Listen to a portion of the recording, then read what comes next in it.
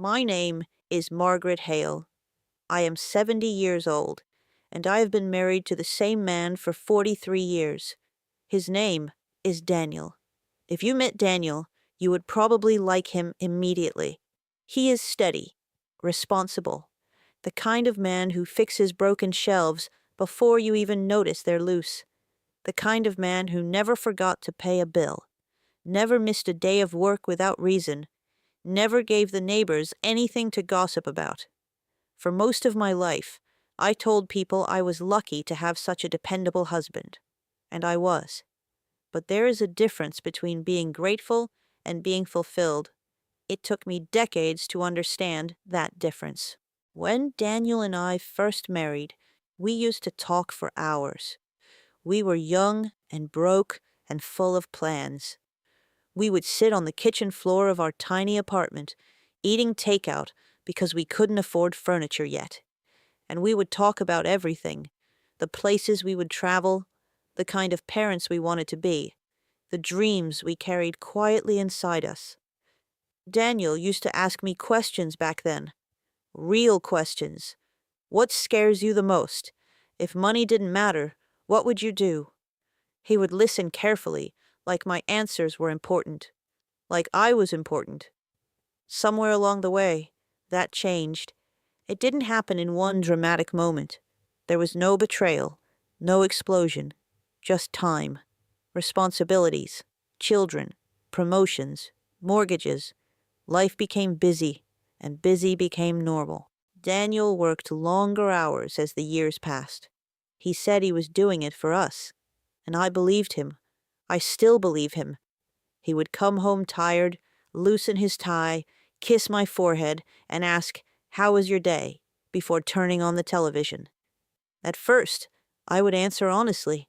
I would tell him about the small things, a disagreement with a friend, a book I was reading, a silly story from the grocery store. But gradually, I noticed something. He wasn't really listening. His eyes were on the screen. His responses were automatic. That's nice. That's good. I'm glad. After a while, I stopped telling long stories. I shortened everything to summaries. It was fine. Nothing much. It felt easier than competing with the news.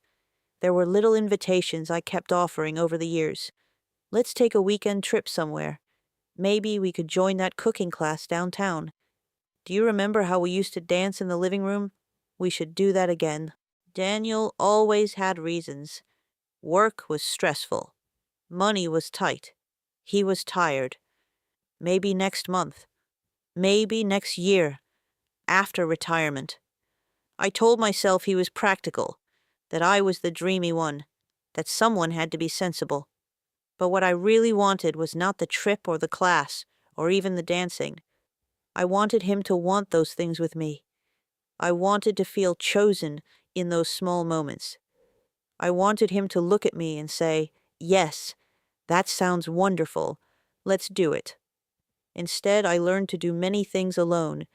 I joined a book club without him. I traveled once with a friend instead of waiting for the right time. I learned to fill my own evenings. From the outside, we were still a good couple. We hosted dinners. We attended weddings together. We smiled in photographs. Inside our home, we became efficient partners. We managed schedules, paid bills, discussed repairs. We were polite. We were kind. But intimacy quietly thinned. One night, about 15 years into our marriage, I remember standing in the kitchen after dinner. The dishes were done. The house was quiet. Daniel was in the living room scrolling through his phone. I watched him from the doorway and felt something I had never felt before. Loneliness. Not the loneliness of being physically alone, the loneliness of being unseen. I wondered when I had last told him about a fear, or when he had last asked me about a dream. I tried to remember the last time he looked at me the way he used to, with curiosity, with attention, with hunger for who I was becoming. I couldn't remember. But I didn't say anything. I didn't want to sound ungrateful. He was a good man. He didn't drink too much. He didn't cheat. He didn't shout. Who was I to complain? So I adjusted. Women are very good at adjusting.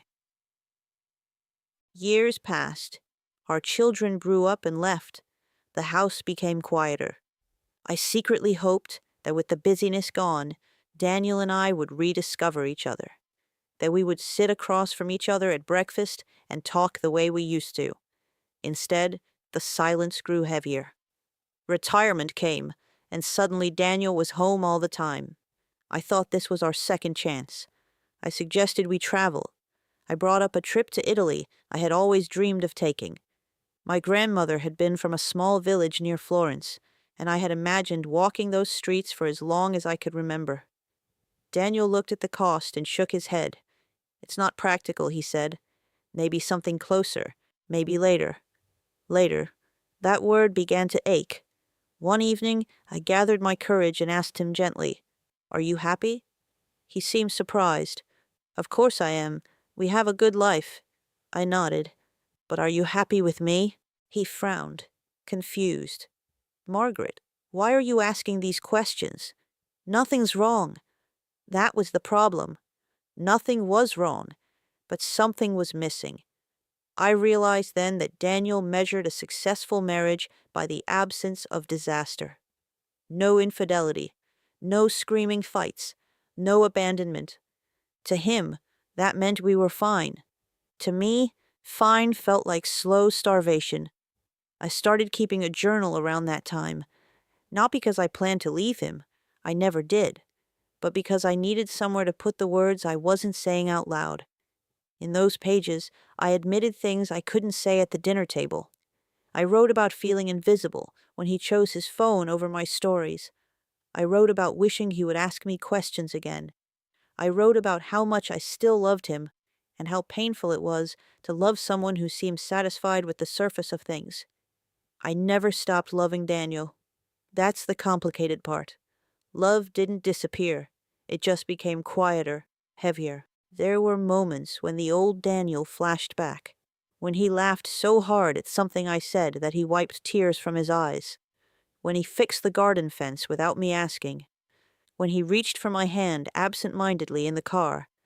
Those moments kept me hopeful, but hope without action slowly turns into resignation. The hardest truth I had to face was this: I wanted him to fight for us. I wanted him to notice the distance and close it. I wanted him to say, "We're drifting. Let's fix this." I didn't want to drag him into closeness. I wanted him to desire it. One winter night, after a small disagreement about something trivial, I finally spoke honestly. My voice was shaking. "I miss you," I said. He looked genuinely startled. "I'm right here." "No," I whispered. "You're here physically, but I miss the way you used to see me." He was silent for a long time. I could see confusion on his face, not cruelty, not anger. "I didn't know you felt that way," he said finally, and I believed him. That was the tragedy. He hadn't known. He thought providing, being steady, being faithful was enough. He didn't understand that I needed engagement, curiosity, effort. We began talking more after that night. Not perfectly, not magically, but intentionally. He started asking questions again. Awkwardly at first, like someone learning a language they once spoke fluently but had forgotten. "What are you thinking about?" he would ask. Sometimes I would answer lightly. Sometimes I would answer honestly. We never did go to Italy. Not yet. But last year, on our 43rd anniversary, Daniel surprised me with dance lessons at a small studio downtown. "I figured," he said, almost shyly, "it's better to start small." I cried in the car afterward, not because the gesture was grand, but because it was intentional. If you're listening to me now, I want you to understand something. Marriages rarely collapse in a single dramatic moment. They erode quietly, through distraction, through assumption, through believing that nothing is wrong is the same as everything is right. If you love someone, don't settle for adequacy. Don't measure your relationship by the absence of disaster. Ask questions. Be curious about who your partner is becoming. Say yes to things that matter to them, even if they seem small to you. And if you are the one feeling unseen, Don't wait decades to speak. Silence protects comfort, but it kills intimacy. Daniel is still the man I married. Steady, dependable, good. But now, sometimes when I tell him about a dream, even a small one, he puts his phone down. He looks directly at me, and he listens. You would be surprised how much love can grow in that simple act.